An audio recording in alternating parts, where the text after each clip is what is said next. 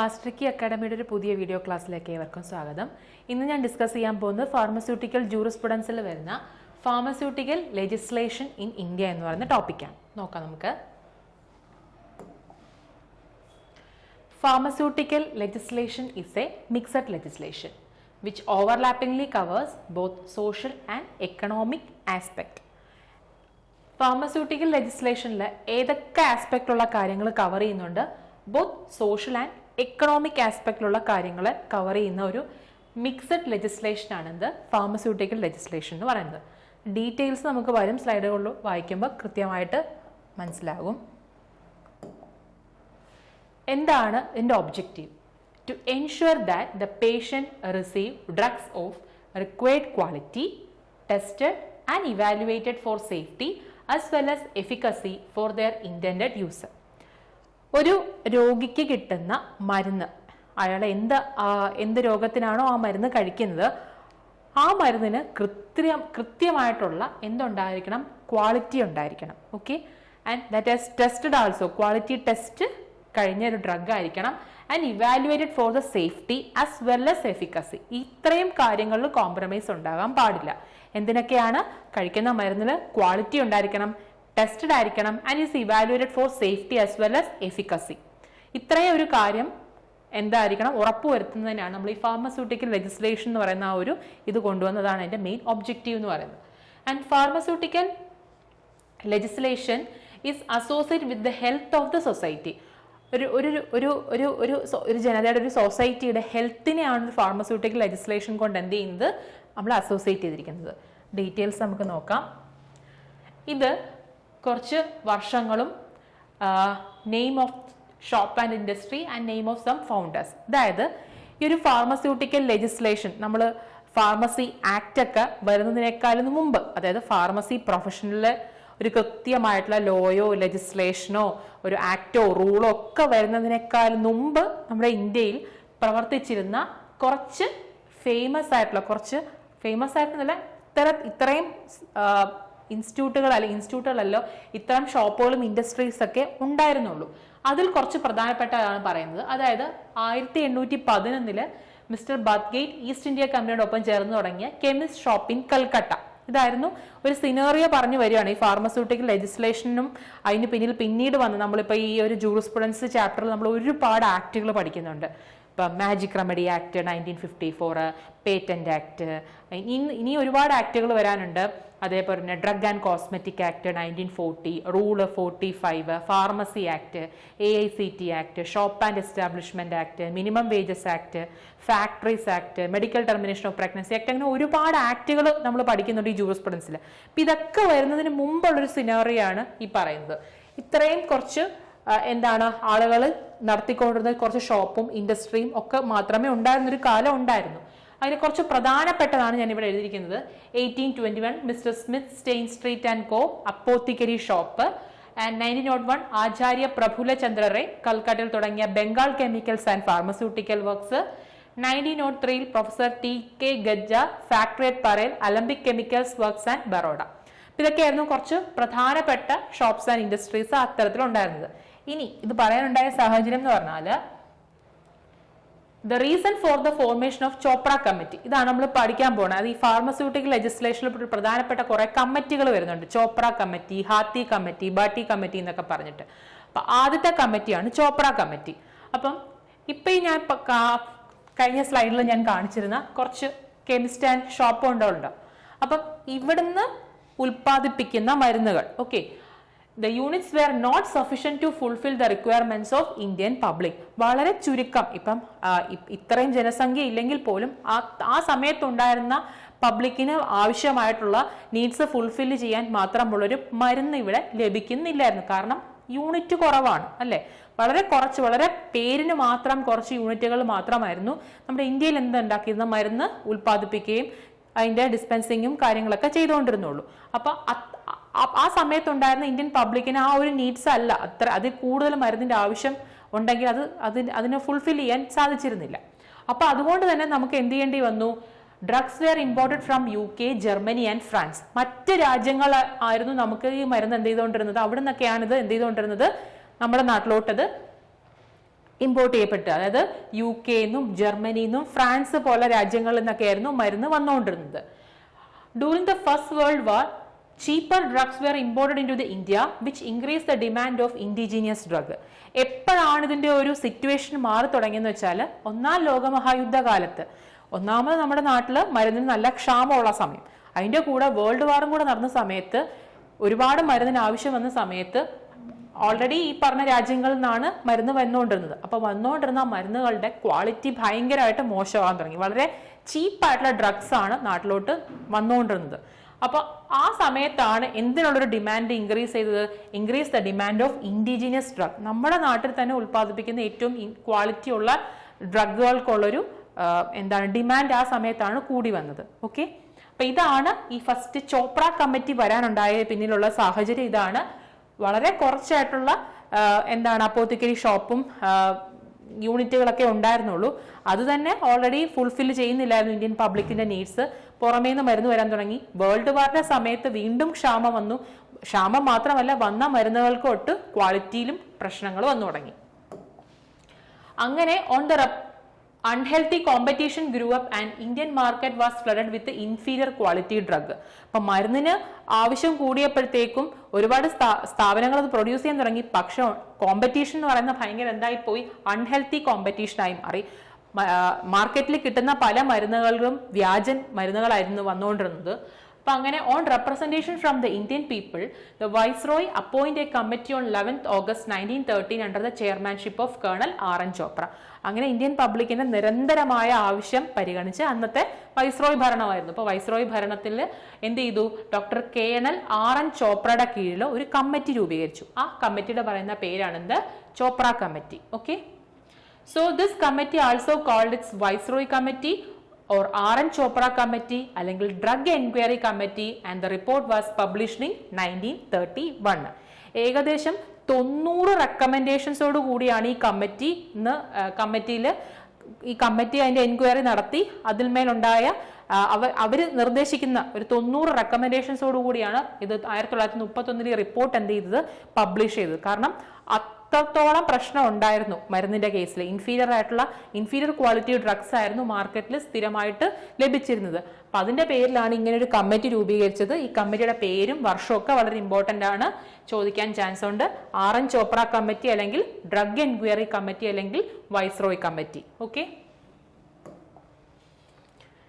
എന്ത് ആസ്പെക്റ്റിലാണ് ഈ ഒരു കമ്മിറ്റി രൂപീകരിച്ചത് നമ്മൾ പറഞ്ഞല്ലോ.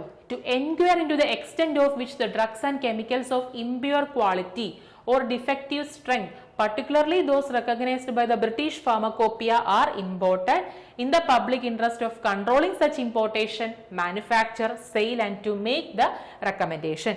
എന്ത് ആസ്പെക്റ്റിലാണ് ഈ ഒരു കമ്മിറ്റി രൂപീകരിച്ചത്, ചോപ്ര കമ്മിറ്റി രൂപീകരിച്ചത്? അതായത് എത്രത്തോളമാണ് നമ്മുടെ ഇപ്പൊ ആ ഒരു സമയത്ത് ഏത് തരം വരെ, ഏതൊരു എക്സ്റ്റെന്റ് വരെയാണ് മരുന്നിന്റെ ക്വാളിറ്റി നഷ്ടപ്പെട്ടതെന്നുള്ളത്, എത്രത്തോളം മരുന്നുകളാണ് ഇപ്പോൾ ഉപയോഗിക്കുന്നത്, എത്രത്തോളം മരുന്നുകളാണ് ഇങ്ങോട്ട് ഇമ്പോർട്ട് ചെയ്യപ്പെടുന്നത്, ആ മരുന്നുകളുടെ സെയില്, മാനുഫാക്ചർ, ഡിസ്ട്രിബ്യൂഷനിലൊക്കെ എത്രത്തോളം പ്രശ്നങ്ങളുണ്ട്, അതിൽ നമുക്ക് ചെയ്യാവുന്ന പരിഹാരങ്ങൾ എന്തൊക്കെയാണ്, ഇങ്ങനത്തുള്ള ഈ പ്രശ്നങ്ങൾ മാറ്റാൻ ഈ ഒരു കമ്മിറ്റിക്ക് നിർദ്ദേശിക്കാവുന്ന ചില റിപ്പോർട്ടുകൾ എന്തൊക്കെയാണ്, ഈ ഒരു പ്രശ്നം പഠിച്ച് അതിനാവശ്യമായിട്ടുള്ള നിർദ്ദേശങ്ങൾ സമർപ്പിക്കുക. അപ്പൊ ഏകദേശം 90 റെക്കമെൻഡേഷൻസ് ഉണ്ടായിരുന്നു എന്നാണ് പറയുന്നത് ഈ ഡ്രഗ് എൻക്വയറി കമ്മിറ്റിയിൽ അഥവാ ചോപ്ര കമ്മിറ്റിയിൽ. നമുക്ക് ഈ ഒരു കമ്മിറ്റി നിർദ്ദേശിച്ച ചില ഏറ്റവും ഇമ്പോർട്ടന്റ് ആയിട്ടുള്ള റെക്കമെൻഡേഷൻസ് ഓരോന്നായിട്ട് നോക്കാം. ഒന്ന്, a central law to control drugs and pharmacy profession. നമ്മൾ ഫാർമസി ആക്ട് പറയുമ്പോൾ തന്നെ പറഞ്ഞിരുന്നു, ആ സമയത്തൊന്നും ആർക്കും എപ്പോൾ വേണമെങ്കിലും കടന്നു വരാവുന്ന ഒരു പ്രൊഫഷൻ ആയിരുന്നു ഫാർമസി. മിനിമം ക്വാളിഫിക്കേഷൻ ഇല്ല, ഇത്ര വർഷം പഠിക്കണം എന്നില്ല, കോഴ്സ് ഇല്ല, ട്രെയിനിങ് ഇല്ല, അങ്ങനത്തെ ഒരു മാനദണ്ഡവും ഇല്ലാത്തൊരു സമയമായിരുന്നു. അപ്പൊ അതിനു മുമ്പാണിത്. അപ്പം എ സെൻട്രൽ ലോ വരണം എന്നുള്ള ഒരു റെക്കമെൻഡേഷനാണ് ആദ്യം കൊണ്ടുവന്നത്. ഈ ചോപ്ര കമ്മിറ്റിയുടെ ആദ്യത്തെ നിർദ്ദേശം എന്തായിരുന്നു? വൈസ്രോയ്ക്ക് സമർപ്പിച്ചത് ഈ റിപ്പോർട്ടിന്മേലുള്ള ആദ്യത്തെ റെക്കമെൻഡേഷൻ എന്തായിരുന്നു? A central law to control the drugs and pharmacy profession. ഡ്രഗ്സിനെയും ഫാർമസി പ്രൊഫഷനെയും കൺട്രോൾ ചെയ്യുന്ന ഒരു സെൻട്രൽ ലോ വരണം എന്നുള്ളതായിരുന്നു ഒന്നാമത്തത്. രണ്ട്, setting up of test laboratories in all state. ഒരു സംസ്ഥാനത്തല്ല, എല്ലാ സംസ്ഥാനങ്ങളിലും എന്തുണ്ടാകണം? Testing laboratory. മരുന്നിന്റെ ഗുണനിലവാരം പരിശോധിക്കാൻ എന്തില്ല? ലാബുകളില്ല. പിന്നെ എങ്ങനെ മരുന്നിന്റെ ഗുണനിലവാരം അറിയാൻ സാധിക്കും? കമ്പനിക്കാർ പറയുന്ന അത്രയും ലേബിൾഡ് ക്ലെയിം പ്രൊഡക്റ്റ് അതിനകത്തുണ്ടോ, മരുന്നുണ്ടോ, അതിൽ എന്തൊക്കെയാണ് ആഡിരിക്കുന്ന എക്സിപ്പിയൻസ്, അതിന്റെ ക്വാളിറ്റി ഒന്നും നിശ്ചയിക്കാനുള്ള എന്തില്ലായിരുന്നു? ലബോറട്ടറികളില്ലായിരുന്നു. അപ്പൊ രണ്ടാമത്തെ നിർദ്ദേശം ഇതായിരുന്നു, എല്ലാ സ്റ്റേറ്റുകളിലും ടെസ്റ്റിംഗ് ലബോറട്ടറീസ് സെറ്റപ്പ് ചെയ്യുക to control the quality of production of drugs and pharmaceuticals and a control laboratory to control the quality of imported drugs. ഇവിടെ ഉൽപ്പാദിപ്പിക്കുന്ന മരുന്നുകളുടെ മാത്രമല്ല ഗുണനിലവാരം പരിശോധിക്കേണ്ടത്, നമ്മുടെ നാട്ടിലേക്ക് എത്തപ്പെടുന്ന അല്ലെങ്കിൽ ഇമ്പോർട്ട് ചെയ്ത് വരുന്ന മരുന്നുകളുടെയും എന്ത് ചെയ്യണം? ഗുണനിലവാരം പരിശോധിക്കണം. കാരണം പറഞ്ഞല്ലോ, വേൾഡ് വാറിന്റെ സമയത്തൊക്കെ മറ്റു രാജ്യങ്ങളിൽ നിന്നൊക്കെ നമ്മുടെ നാട്ടിലോട്ട് വന്നിറങ്ങിക്കൊണ്ടിരുന്ന മരുന്നുകളിലായിരുന്നു ഏറ്റവും കൂടുതൽ വ്യാജന്മാരുണ്ടായിരുന്നത്, ചീപ്പറായിട്ടുള്ള മരുന്നുകളുണ്ടായിരുന്നു. അപ്പൊ അതിന്റെ എന്ത് ചെയ്യണം? ക്വാളിറ്റി ടെസ്റ്റ് ചെയ്യണം. Also to act as a expert refer in case of disputed sample send by the local government. Okay, ഇതൊക്കെയായിരുന്നു ഒരുപാട് റെക്കമെൻഡേഷൻസിലെ ഏറ്റവും കുറച്ച് റെക്കമെൻഡേഷൻസ് ആണ് പറയുന്നത്. ഒന്ന് സെൻട്രൽ ലോ, രണ്ട് setting up of test laboratory. 3. Formation of central pharmacy council and state pharmacy council which would look after the education and training of professionals. ഇതിനെ നിയന്ത്രിക്കാനും അല്ലെങ്കിൽ ഈ ഒരു പ്രൊഫഷനിലെ ഏറ്റവും ക്വാളിഫൈഡ് ഇല്ലാത്ത ആളുകൾ ഇല്ലാത്തതിൻ്റെ ഒരു പ്രശ്നമായിരുന്നു ആ സമയത്ത് ഉണ്ടായിരുന്നത്. അപ്പൊ അതിന് വേണ്ടിയിട്ട് ഒരു സെൻട്രൽ ഫാർമസി കൗൺസിലും ഒരു സ്റ്റേറ്റ് ഫാർമസി കൗൺസിലും രൂപീകരിക്കണം എന്നുള്ളതായിരുന്നു അടുത്ത റെക്കമെൻഡേഷൻ. ആ ഒരു കൗൺസിൽ നോക്കിക്കോളും ഈ ഒരു ഫാർമസി പ്രൊഫഷനിൽ എൻ്റർ ചെയ്യുന്ന ആളുകളുടെ എഡ്യൂക്കേഷനും ട്രെയിനിങ്ങും ഒക്കെ. ഫാർമസി കൗൺസിലിന്റെ ഫംഗ്ഷനും കാര്യങ്ങളൊക്കെ നമ്മൾ ഓൾറെഡി ഡിസ്കസ് ചെയ്തതാണ്. ഇനി councils would maintain the register containing the names and address of the registered pharmacist. കാരണം സ്റ്റേറ്റ് ഫാർമസി കൗൺസിലിന്റെയും സെൻട്രൽ ഫാർമസി കൗൺസിലിന്റെ ഒരു പ്രധാനപ്പെട്ട ഫംഗ്ഷനാണ് മെയിൻ്റനൻസ് ഓഫ് രജിസ്റ്റേഴ്സ്. ഈ രജിസ്റ്ററിൽ രജിസ്റ്റേർഡ് ആയിട്ടുള്ള ഫാർമസിസ്റ്റുകളുടെ നെയിമും റെസിഡൻഷ്യൽ അഡ്രസ്സും പ്രൊഫഷണൽ അഡ്രസ്സും ഒക്കെ രേഖപ്പെടുത്തിയിട്ടുള്ളതാണ്. അപ്പൊ ഇത് മെയിൻറ്റെയിൻ ചെയ്യുന്നത്. അപ്പൊ ഇതും ഈ ഒരു ചോപ്ര കമ്മിറ്റിയുടെ റെക്കമെൻഡേഷന്റെ ഭാഗമായിട്ടാണ് ഇതൊക്കെ പിന്നീട് വന്നത്. ഓക്കെ, ഇതൊക്കെ ഇവരുടെ റെക്കമെൻഡേഷൻ ആണ്. അടുത്തത് creation of drug control machinery department at the centre and branches in all state. ഒരു ഡ്രഗ് കൺട്രോൾസ് ഡിപ്പാർട്ട്മെന്റ്, അങ്ങനെ ഒരു ഡിപ്പാർട്ട്മെന്റും പ്രവർത്തനമൊന്നും ഇല്ലായിരുന്നു അത്രത്തോളം ആ സമയത്തൊന്നും. അപ്പൊ അങ്ങനെ ഒരു ഡ്രഗ് കൺട്രോൾ ഡിപ്പാർട്ട്മെന്റ് ഉണ്ടാവണം എല്ലാ സ്റ്റേറ്റുകളിലും എന്നൊരു നിർദ്ദേശവും വെച്ചു.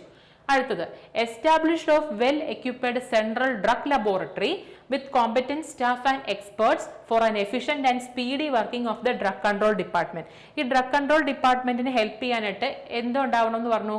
ഒരു വെൽ ഒക്യുപ്പൈഡ് ആയിട്ടുള്ള ഒരു സെൻട്രൽ ഡ്രഗ് ലബോറട്ടറി സെറ്റപ്പ് ചെയ്യണമെന്നും നിർദ്ദേശിച്ചു. And small laboratories would work under its guidance. Central drug ലബോറട്ടറിയുടെ കീഴിൽ പ്രവർത്തിക്കാൻ മറ്റ് സ്മോൾ ലബോറട്ടറീസുകൾ ഉണ്ടാകണമെന്നും റെക്കമെൻഡേഷനിൽ ഉണ്ടായിരുന്നു. അടുത്തത് appointment of an advisory board to advise the government in making rules to carry out the objectives of the act. ഈ ആക്ടിൽ പറയുന്ന കാര്യങ്ങൾ തീർപ്പാക്കാൻ അല്ലെങ്കിൽ അത് ഇംപ്ലിമെന്റ് ചെയ്യാൻ ആവശ്യമായിട്ടുള്ള ഒരു അഡ്വൈസറി ബോർഡിനെ അപ്പോയിന്റ് ചെയ്യണമെന്നും റെക്കമെൻഡേഷനിൽ വന്നു. അടുത്തത് setting up of courses for training in pharmacy. Pharmacy പ്രൊഫഷനിലോട്ട് വരാൻ ആഗ്രഹിക്കുന്ന ഉദ്യോഗാർത്ഥികൾക്ക് അത് പ്രൊവൈഡ് ചെയ്യുന്ന കോഴ്സുകൾ, അത് തുടങ്ങാനായിട്ടുള്ള ഇൻസ്റ്റിറ്റ്യൂഷൻസ് ഒക്കെ സെറ്റ് ചെയ്യണമെന്നും നിർദ്ദേശം വെച്ചു. അടുത്തത് registration of every patent and proprietary medicines of undisclosed formula manufactured in India or imported from outside the country. അതായത് പേറ്റന്റ് കൊടുക്കണം, അതായത് ഒരു proprietary and registration of every patent and proprietary medicine. അത്രയും നാൾ അങ്ങനെ ഒരു പേറ്റന്റ് ആവട്ടെ രജിസ്ട്രേഷൻ ആവട്ടെ കാര്യങ്ങളൊന്നും ഇല്ലായിരുന്നു. അത് നിർബന്ധമാക്കണമെന്ന് ഇതിൽ റെക്കമെൻഡേഷനിൽ വന്നു. The crude single drug as well as compounded medicine used in the indigenous system of treatment should be brought under the control. ഈ നാട്ടുമരുന്ന് എന്നൊക്കെ പറഞ്ഞ ചില ഇൻഡിജീനിയസ് ഡ്രഗ്സ് ഉണ്ടല്ലോ, അതും ഒക്കെ എന്തിൽ വരണം എന്ന് പറഞ്ഞു? Also should be under the control. അതിന്മേലും ഒക്കെ ഒരു നിയമം, റൂൾസ് ആൻഡ് റെഗുലേഷൻസിന്റെ ആവശ്യമുണ്ട് എന്നുള്ളതും കമ്മിറ്റിയുടെ റെക്കമെൻഡേഷൻ ആയിരുന്നു. Drug industry in India should be developed. ഇന്ത്യയിലെ മരുന്ന് വ്യവസായം എന്താകണം? ഡെവലപ്ഡ് ആകണം. കാരണം വെച്ചാൽ ഇവിടെ ആവശ്യത്തിന് മരുന്ന് ഉൽപാദന മേഖലയിലുള്ള കുറവ് കാരണമാണല്ലോ മറ്റു രാജ്യങ്ങളെ ആശ്രയിക്കേണ്ടി വന്നതും ക്വാളിറ്റി ഡ്രഗ്സ് നമുക്ക് കിട്ടാതെ വന്നതും. അപ്പം നമ്മുടെ നാട്ടിലെ ഡ്രഗ് ഇൻഡസ്ട്രി എന്താകണം? ഡെവലപ്പ് ചെയ്യണം എന്നുള്ള റെക്കമെൻഡേഷൻ ഉണ്ടായിരുന്നു. Gradual reduction of manufacturing in medical store depots, compilation of Indian pharmacopoeia. പിന്നീട് ഒരു ഏറ്റവും പ്രധാനപ്പെട്ട ഒരു നിർദ്ദേശമാണ്, ഏകദേശം 90 എണ്ണം ഉണ്ടെന്ന് പറഞ്ഞാൽ ഏറ്റവും കുറച്ച് പ്രധാനപ്പെട്ട റെക്കമെൻഡേഷൻസ് ആണ് നമുക്ക് പഠിക്കേണ്ടത്. മറ്റൊന്ന് ഇന്ത്യൻ ഫാർമക്കോപ്പിയ IP, അതിന്റെ എന്താണ് ഒറിജിൻ എന്ന് പറയുന്നതും ഈ ഫാർമസ്യൂട്ടിക്കൽ ലെജിസ്ലേഷന്റെ ഭാഗമായി നമ്മുടെ ഈ ചോപ്ര കമ്മിറ്റിയുടെ ഭാഗമായിട്ടാണ്. Cinchona department should cultivate cinchona. ഇതൊക്കെയായിരുന്നു ചില പ്രധാനപ്പെട്ട റെക്കമെൻഡേഷൻസ് ഓഫ് ചോപ്ര കമ്മിറ്റി. ഇനി ഈ ഒരു ഈ പറഞ്ഞ 90 റെക്കമെൻഡേഷൻസ് പറഞ്ഞു, ഇതിലെ കുറച്ച് പ്രധാനപ്പെട്ട റെക്കമെൻഡേഷൻസ് ഇപ്പോൾ നമ്മൾ ഡിസ്കസ് ചെയ്തു. ഇതിന്റെയൊക്കെ ഔട്ട്കം എങ്ങനെയായിരുന്നു, അതായത് ഇവർ പറഞ്ഞ എല്ലാ നിർദ്ദേശങ്ങളും അപ്പൊ തന്നെ ഗവൺമെന്റ് നടത്തിയോ, അല്ലെങ്കിൽ എന്തൊക്കെ റെക്കമെൻഡേഷൻസ് ആണ് പിന്നീട് നടത്തിയത് എന്നുള്ള കാര്യങ്ങൾ നോക്കാം. Outcome: because of the reluctant approach of government towards the implementation of the recommendation of drug DEC എന്ന് പറഞ്ഞാൽ ഡ്രഗ് എൻക്വയറി കമ്മിറ്റി ആണ്, പബ്ലിക് പ്രഷറൈസ് ദ ഗവൺമെന്റ്. ഇതിൽ പറഞ്ഞ എല്ലാ റെക്കമെൻഡേഷൻസ് ഒന്നും അല്ലെങ്കിൽ ഒട്ടുമിക്ക റെക്കമെൻഡേഷൻസും നടത്താൻ ആര് വിസമ്മതിച്ചു? ഗവൺമെന്റ് റിലക്റ്റന്റ് ആയി.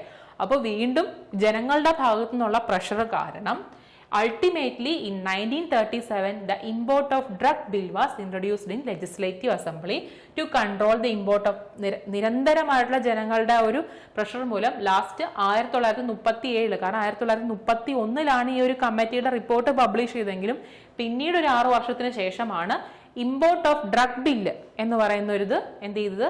ലെജിസ്ലേറ്റീവ് അസംബ്ലിയിൽ പാസ്സാക്കിയത്. പക്ഷെ അപ്പോഴും ഇമ്പോർട്ട് മാത്രമേ ഉള്ളൂ, അതായത് ഇങ്ങോട്ട് ഇറക്കുമതി ചെയ്യുന്ന വസ്തുക്കളുടെ കാര്യത്തിൽ മാത്രമേ റൂൾസ് ആൻഡ് റെഗുലേഷൻസും അപ്പോഴും വന്നുള്ളൂ. അപ്പോഴും manufacture, sale and distribution of drug was not included in the bill. അപ്പോഴും ഉൽപ്പാദിപ്പിക്കപ്പെടുന്ന മരുന്നിന്റെയും ഡിസ്ട്രിബ്യൂട്ട് ചെയ്യുന്ന മരുന്നിന്റെയും വിൽക്കപ്പെടുന്ന മരുന്നുകളുടെ കേസിലും അപ്പോഴും വേറെ റൂൾസ് ആൻഡ് റെഗുലേഷൻസ് ഒന്നും അപ്പോഴും ഇല്ല. The committee forced the government to include all these aspects. വീണ്ടും കമ്മിറ്റി ഗവൺമെന്റ് പ്രഷറൈസ് ചെയ്തുകൊണ്ടിരുന്നു. പറഞ്ഞ റെക്കമെൻഡേഷൻസിൽ എല്ലാം വേണ്ടപ്പെട്ടത് തന്നെയാണ്, ഈ ഇമ്പോർട്ട് മാത്രം ഉൾപ്പെടുത്തിയോണ്ട് ഗുണം വരില്ല. അങ്ങനെയാണ് last as a result in 1940 drug bill was again introduced in assembly. പിന്നീട് ഡ്രഗ് ബിൽ 1940 അത് പാസ്സായി and it came in to forces drug act. Okay, ഈ ഡ്രഗ് ബിൽ എന്ന് പറയുന്നത് പിന്നെ നമ്മുടെ ഡ്രഗ് ആൻഡ് കോസ്മെറ്റിക് ആക്ട് 1940 അങ്ങനെ അത് എന്ത് ചെയ്തു? ഇനാക്ടിൽ വന്നു. Later on it was amended many times and at present the act covers provisions related to drugs, cosmetics, Ayurveda, Unani and homeopathic medicine. 1940 ഈ ഡ്രഗ് ബില്ല് ഡ്രഗ് ആക്ട് ആയിട്ട് വരുമ്പോഴും അതിൽ വീണ്ടും കുറെ കാര്യങ്ങളൊക്കെ മിസ്സിംഗ് ആയിരുന്നു. പിന്നീട് അതിൽ ലേറ്റർ ഓൺ കുറെ അമെൻഡേഷൻ വന്നിട്ട് അമെൻഡ് ചെയ്ത് പല പ്രാവശ്യമായിട്ട് പല കാര്യങ്ങൾ അതിൽ ഉൾപ്പെടുത്തി. ഇപ്പൊ അതിലെല്ലാം ഉണ്ട്. ഡ്രഗ്സ് മാത്രമല്ല, കോസ്മെറ്റിക്സും ആയുർവേദിക് പ്രൊഡക്റ്റും യുനാനിയും ഹോമിയോപ്പതിക് മെഡിസിൻസ് എല്ലാം ചേർന്നത് last drug and cosmetic act 1940 ആയിട്ട് മാറി. The present Drug and Cosmetic Act is an improved version of the Drug Act 1940. അന്നത്തെ ആ 1940 ഇറക്കുക ആ ഒരു ആക്ടിന്റെ ഒരു ഇംപ്രൂവ്ഡ് വേർഷൻ ആണ്. കാരണം അതിൽ കുറെ അമെൻമെന്റുകളൊക്കെ പിന്നീട് നടന്നു. എന്തായിരുന്നു objective? To control import, manufacture, distribution and sale of drugs and cosmetics. കാരണം ഈ ഒരു ചോപ്ര കമ്മിറ്റിയുടെ നിർദ്ദേശപ്രകാരം ആദ്യം വന്ന അതിനകത്ത് എന്തിൽ മാത്രമേ ഇന്നുണ്ടായിരുന്നുള്ളൂ? ഇമ്പോർട്ട് ഓഫ് ഡ്രഗ്സിൽ മാത്രമേ നിർദ്ദേശങ്ങളിൽ അതിന്റെ റൂൾസ് ആൻഡ് റെഗുലേഷൻസ് മാത്രമേ ആദ്യം പാസ്സായുള്ളൂ. പക്ഷെ പിന്നീട് വീണ്ടും പ്രഷർ കൂടുന്നതനുസരിച്ചിട്ട്, കാരണം അത് മാത്രം കവർ ചെയ്താൽ പോരാ, സെയിൽസും ഡിസ്ട്രിബ്യൂഷനും മാനുഫാക്ചറും ഒക്കെ കൺട്രോൾ ചെയ്യണം, അതേപോലെ തന്നെ ഇൻഡിജിനസ് ഡ്രഗ്സും ഇൻക്ലൂഡ് ചെയ്യണം എന്നുള്ള കാര്യങ്ങളൊക്കെ വെച്ചാണ് last drug and cosmetic act 1940 വന്നത്. അപ്പൊ അതിലിപ്പം എല്ലാത്തിലും കൺട്രോൾ വരുന്നുണ്ട്. Import of drugs, manufacture, distribution, sale of drug and cosmetics. And the central government has made many rules for the same and presented it as Drug and Cosmetic Rule 1945. 1940 വരെ drug and cosmetic act ആയിരുന്നു. പിന്നീട് ഈ പറഞ്ഞ കാര്യങ്ങൾ കുറെ റൂൾസും കൂടെ central government അതിൽ എന്ത് ചെയ്തു? ഇൻക്ലൂഡ് ചെയ്തപ്പോൾ അത് പിന്നീട് എന്തായിട്ട് മാറി? ഡ്രഗ് ആൻഡ് കോസ്മെറ്റിക് റൂൾ 1945 ആയി. This act and rules were amended from time to time. ഇതിൽ വീണ്ടും പല അമെൻഡ്മെന്റ് ഇപ്പോഴും എന്ത് ചെയ്യുന്നു? ടൈം ടു ടൈം നടക്കുന്നുണ്ട്. അത് ഈ ഒരു ഡ്രഗ് എൻക്വയറി കമ്മിറ്റി അല്ലെങ്കിൽ ചോപ്ര കമ്മിറ്റിയുടെ ഔട്ട്കമ്മിൽ ഏറ്റവും പ്രധാനപ്പെട്ടതായിരുന്നു ഡ്രഗ് ആക്ട് 1940. പിന്നീട് അത് drug and cosmetic act 1940 and 45 റൂൾസും വന്നു. ഇനി മറ്റ് ഔട്ട്കം, ഈ ഒരു ഫസ്റ്റ് കമ്മിറ്റി, അത് ഞാൻ പറഞ്ഞ ഈ ഒരു കമ്മിറ്റിക്ക് ഒരുപാട് ഇമ്പോർട്ടൻസ് ഉണ്ടെന്നുള്ളത്. ഡ്രഗ് എൻക്വയറി കമ്മിറ്റി അല്ലെങ്കിൽ ചോപ്ര കമ്മിറ്റിയുടെ ഫലമായിട്ടാണ് പിന്നീട് കുറെ ആക്ടുകൾ നിലവിൽ വന്നു. അതിൽ ചില ഇമ്പോർട്ടന്റ് ആക്ടുകൾ പറയാം. After independence in 1947 other act were also enacted as per the recommendation of DEC. കുറെ വർഷങ്ങൾക്ക് ശേഷം 1931 റിപ്പോർട്ട് പബ്ലിഷ് ചെയ്തെങ്കിലും പിന്നീട് ഇന്ത്യക്ക് സ്വാതന്ത്ര്യമൊക്കെ നേടിയതിനു ശേഷമാണ് പിന്നീട് ഈ റെക്കമെൻഡേഷനിൽ പറഞ്ഞ പല കാര്യങ്ങളും ഒരു ആക്ട് ആയിട്ട് വരുന്നത്. അതിൽപ്പെട്ട പ്രധാനപ്പെട്ട ആക്ട് ആയിരുന്നു pharmacy act 1948, and drugs and magic remedies act 1954, medicinal and toilet preparation act 1955 and rule 1956, drug price control order 1979 and changed act 1987, narcotic drugs and psychotropic substance act 1985. കണ്ടോ, 1931 പറഞ്ഞ പല റെക്കമെൻഡേഷൻസിന്റെയും ഔട്ട്കം കിട്ടിയത് ഒരുപാട് വർഷങ്ങൾക്ക് ശേഷമാണ് ആക്ട് ആയിട്ടും rules ആയിട്ടൊക്കെ പിന്നീട് വരുന്നത്. അതിലെ കുറച്ച് പ്രധാനപ്പെട്ട ഔട്ട്കമുകളാണ് ഇവിടെ കൊടുത്തിരിക്കുന്ന ആക്ടുകൾ പലതും. ഈ narcotic drugs and psychotropic substance ആക്ടും മാജിക് റെമഡീസ് ആക്ടും ഡ്രഗ് പ്രൈസ് കൺട്രോൾ ഓർഡറും ഒക്കെ. ഇനിയുണ്ട് മിസ്ലേനിയസ്, അത് കുറച്ച് ഇമ്പോർട്ടന്റ് ആക്ട്, അത് കൂടെ കുറച്ച് മിസ്ലേനിയസ് ആക്ടിന്റെ ഒപ്പം തന്നെ പഠിക്കണം. Industries act 1951, industries employment act 1946, factory act 1948, Indian patent and design act 1970, trade and merchandise mark act 1958. നോക്കിയേ, 31-30 തുടങ്ങി ഏകദേശം 40 വർഷങ്ങൾക്ക് ശേഷമാണ് പേറ്റന്റ് ആക്ട് ഒക്കെ വരുന്നത് പോലും 1970. ഇനി അതിലൊരു നിർദ്ദേശമായിരുന്നല്ലോ ഇന്ത്യൻ ഫാർമക്കോപ്പിയയുടെ കമ്പൈലേഷൻ എന്ന് പറയുന്നത്. അതും 1955 അങ്ങനെ ആദ്യമായിട്ട്, ഇത് പല പരീക്ഷയ്ക്കും ചോദിക്കാറുണ്ട് കേട്ടോ, ഈ ഫാർമക്കോപ്പിയയുടെ ഫസ്റ്റ് എഡീഷനും ഓരോ എഡീഷനെ വർഷങ്ങൾ. അപ്പൊ അത് ഇമ്പോർട്ടന്റ് ആണ്, ഇത് അങ്ങനെ തന്നെ പഠിക്കണം. അപ്പം ഈ ഒരു ചോപ്ര കമ്മിറ്റിയുടെ അല്ലെങ്കിൽ ഡ്രഗ് എൻക്വയറി കമ്മിറ്റിയുടെ അടുത്തൊരു പ്രധാനപ്പെട്ട നിർദ്ദേശമായിരുന്നല്ലോ ഫാർമക്കോപ്പിയയുടെ കമ്പൈലേഷൻ. അങ്ങനെ first edition of pharmacopoeia 1955 publish ചെയ്തു. പിന്നീട് സെക്കൻഡ് എഡീഷൻ 66 ഉണ്ടായി. പിന്നെ തേർഡ് എഡീഷൻ 88, 1996, 2007, 2014, 2018 അങ്ങനെ ഫാർമക്കോപ്പിയയുടെ പല എഡീഷൻസും പിന്നെ ഇതിൻ്റെ ഇടയിലൊക്കെ സപ്ലിമെന്റ്സും പലതും എന്ത് ചെയ്തിട്ടുണ്ട്, പബ്ലിഷ് ചെയ്തിട്ടുണ്ട്. അപ്പം ആദ്യത്തെ കമ്മിറ്റി ആയിരുന്നു എന്ത്, ഈ ഡ്രഗ് എൻക്വയറി കമ്മിറ്റി അല്ലെങ്കിൽ ചോപ്ര കമ്മിറ്റി. പിന്നീടും ഇതേപോലെ പല ഇപ്പൊ ഈ പറഞ്ഞ ആക്ടുകൾ പലതും വന്നല്ലോ. അപ്പൊ അതിനു മുമ്പും പിന്നീട് പല കമ്മിറ്റികളും എന്ത് ചെയ്തിട്ടുണ്ട്, വന്നിട്ടുണ്ട്. അതിലെ കുറച്ച് പ്രധാനപ്പെട്ട കമ്മിറ്റികളാണ് ഈ പറയാൻ പോണത്. 1 Bhore committee, 2 Bhatia committee, 3 Mudaliar committee, 4 Hathi committee. ഇത്രയും ഡീറ്റെയിൽ ആയിട്ടില്ലെങ്കിലും ഈ ഒരു കമ്മിറ്റികളുടെ പേരും അതിൽ വന്ന് കുറച്ച് നിർദ്ദേശങ്ങളും നമുക്കൊന്ന് നോക്കാം. 1 Bhore committee 1943 health survey and development committee എന്നും അറിയപ്പെടുന്നുണ്ട് by the government of India. ഇത് ആരാണ് ഇതിന്റെ ചെയർമാൻഷിപ്പ് എടുത്തത്, ആളുടെ പേരിലായിരിക്കും കമ്മിറ്റി അറിയപ്പെടുന്നത്. അപ്പൊ ഇതിന്റെ ചെയർമാൻ ആരായിരുന്നു, സർ ജോസഫ് ബോർ. അതുകൊണ്ടാണ് ഈ കമ്മിറ്റിയുടെ പേര് Bhore committee. Establishment of all India pharmaceutical council and provisional pharmaceutical council. ഈ ഒരു കമ്മിറ്റിയുടെ ഫലമായിട്ടാണ് എന്ത്, ഓൾ ഇന്ത്യ ഫാർമസ്യൂട്ടിക്കൽ കൗൺസിലും പ്രൊവിൻഷ്യൽ ഫാർമസ്യൂട്ടിക്കൽ കൗൺസിലും ഉണ്ടായത്. And strengthening of the profession standards of the pharmacist. ഇതായിരുന്നു ഇതിന്റെ മെയിൻ മോട്ടോ. അതായത് ഫാർമസിസ്റ്റ് പ്രൊഫഷന്റെ ആ ഒരു സ്റ്റാൻഡേർഡ് എന്ത് ചെയ്യുക, അപ്ഗ്രേഡ് ചെയ്യുക. അതായിരുന്നു അതിന്റെ ഒബ്ജക്റ്റീവ്. അടുത്ത committee Bhore committee. Starting of revised courses of study. കാരണം ഈ ഒരു പ്രൊഫഷനിലോട്ട് എൻട്രി ചെയ്യാൻ വേണ്ടുന്ന കോഴ്സ് അതിന്മേലുണ്ടാകുന്ന റിവൈസ്ഡ് കോഴ്സസ് ഓഫ് സ്റ്റഡി. പിന്നെ setting up of central drug laboratory, rigid enforcement of drug and cosmetic act 1940 and maintaining disciplinary control. ഇത്രയും കാര്യങ്ങളായിരുന്നു ഈ ഒരു കമ്മിറ്റിയുടെ നിർദ്ദേശങ്ങളും അതിന്റെ ഒബ്ജക്റ്റീവ് എന്ന് പറയുന്നത്. ഒരു റിവൈസ്ഡ് കോഴ്സ് ഓഫ് സ്റ്റഡി ഉണ്ടാവണം, സെൻട്രൽ ഡ്രഗ് ലബോറട്ടറി സെറ്റപ്പ് ചെയ്യുന്നതും, ഡ്രഗ് ആൻഡ് കോസ്മെറ്റിക് ആക്ട് എന്ത് ചെയ്യണം, ചുമ്മാ ഒരു ആക്ട് ആയിട്ട് ഉണ്ടാക്കി വെച്ചാൽ മാത്രം പോരല്ലോ, അത് ഇംപ്ലിമെന്റ് ചെയ്യണ്ടേ കറക്റ്റ് ആയിട്ട്, അത് ആൻഡ് മെയിൻറ്റെയിൻ ഡിസിപ്ലിനറി കൺട്രോൾ. അടുത്ത committee Bhatia committee. Government of India 1953 ഈ ഒരു കമ്മിറ്റി രൂപീകരിച്ചത്. ഇതും അപ്പോയിന്റഡ് ഫാർമസ്യൂട്ടിക്കൽ എൻക്വയറി കമ്മിറ്റി. ചെയർമാന്റെ പേര് മേജർ ജനറൽ SL ഭാട്ടിയ. അതുകൊണ്ടാണ് ഇതിനെ ഭാട്ടിയ കമ്മിറ്റി എന്ന് പറയുന്നത്. Made a comprehensive enquiry in to the working of pharmaceutical industry and in June 1954 212 recommendations have been implemented Bhatia കമ്മിറ്റിയുടെ ഭാഗമായിട്ട്. അടുത്തത് Mudaliar committee. In 1959 health survey and planning committee appointment. അപ്പൊ okay, ഈ മുതലിയാർ കമ്മിറ്റിയുടെ മറ്റൊരു പേരാണെന്ത്, health survey and planning committee. Chairman ആരാണ്, doctor A Lakshmanaswami Mudaliar. അതുകൊണ്ടാണ് മുതലിയാർ കമ്മിറ്റി. ഈ കമ്മിറ്റിയുടെ റെക്കമെൻഡേഷൻ എന്തായിരുന്നു, recommended the inclusion of indigenous system of medicine under the purview of drug act. കാരണം ഡ്രഗ് ആക്ടിനകത്ത് ഡ്രഗ്സ് ഉണ്ട്, കോസ്മെറ്റിക്സ് ഉണ്ട്, ഹോമിയോപ്പതി, യുനാനി മെഡിസിൻസ് ഒക്കെ വന്നു. ഇൻഡിജിനിയസ് ഡ്രഗ്സിനെ കൂടെ ഉൾപ്പെടുത്തണം എന്നുള്ളതായിരുന്നു മുതലിയാർ കമ്മിറ്റിയുടെ ഒരു റെക്കമെൻഡേഷൻ. അടുത്ത കമ്മിറ്റിയുടെ പേര് Hathi committee. Important milestone in the pharmaceutical legislation history is the Hathi committee. നമ്മുടെ ഡ്രഗ് എൻക്വയറി കമ്മിറ്റി അല്ലെങ്കിൽ ചോപ്ര കമ്മിറ്റി പോലെ തന്നെ ഈ ഫാർമസ്യൂട്ടിക്കൽ ലെജിസ്ലേഷനിലെ മറ്റൊരു പ്രധാനപ്പെട്ട ഒരു മൈൽ സ്റ്റോൺ ആയിരുന്നു എന്ത്? Hathi committee. Chairman J Sukhlal ഹാത്തിയാണ്. This committee covered all the aspect of licensing, price control, import, role of foreign sector, quality control. ഇത്രയും പ്രധാനപ്പെട്ട പല മേഖലകളിലും റെക്കമെൻഡേഷൻസും കാര്യങ്ങളും കൊണ്ടുവന്ന കമ്മിറ്റി ആയതുകൊണ്ടാകാം ഹാത്തി കമ്മിറ്റിയാണ് ഈ ഒരു ഫാർമസ്യൂട്ടിക്കൽ ലെജിസ്ലേഷനിൽ ഒരു ഹിസ്റ്ററി, ഒരു ചരിത്രം തന്നെയായിരുന്നു ഈ ഒരു കമ്മിറ്റിയും കമ്മിറ്റിയുടെ നിർദ്ദേശങ്ങളും. ഓക്കെ, അപ്പൊ ഏതൊക്കെ കമ്മിറ്റികൾ നമ്മളിപ്പോൾ ഡിസ്കസ് ചെയ്തു? ഫസ്റ്റ് കമ്മിറ്റി ഏതായിരുന്നു? ഡ്രഗ് എൻക്വയറി കമ്മിറ്റി അഥവാ ചോപ്ര കമ്മിറ്റി. പിന്നീട് നമ്മൾ ബോർ കമ്മിറ്റി പറഞ്ഞു, പിന്നെ മുതലിയാർ കമ്മിറ്റി പറഞ്ഞു, ഹാത്തി കമ്മിറ്റി പറഞ്ഞു. ഇതൊക്കെയാണ് പ്രധാനപ്പെട്ട ചില ഫാർമസ്യൂട്ടിക്കൽ ലെജിസ്ലേഷൻസിൽ വരുന്ന കമ്മിറ്റികളും അവയുടെ നിർദ്ദേശങ്ങളും. ഓക്കെ, ഇപ്പൊ നമ്മൾ പറഞ്ഞു നിർത്തിയത് എവിടെ ആയിരുന്നു? ഡ്രഗ് എൻക്വയറി കമ്മിറ്റിയുടെ ഔട്ട്കം പറഞ്ഞു. അതിൽ ഒരുപാട് ആക്ടുകൾ ഡിസ്കസ് ചെയ്തു അല്ലെ? ജസ്റ്റ് പേര് പറഞ്ഞ് നമ്മൾ പോയി. മാജിക് റെമഡി, അതേപോലെ തന്നെ ഫാക്ടറീസ് ആക്ട്, അങ്ങനെ ഒരുപാട് ആക്ട് വന്നു.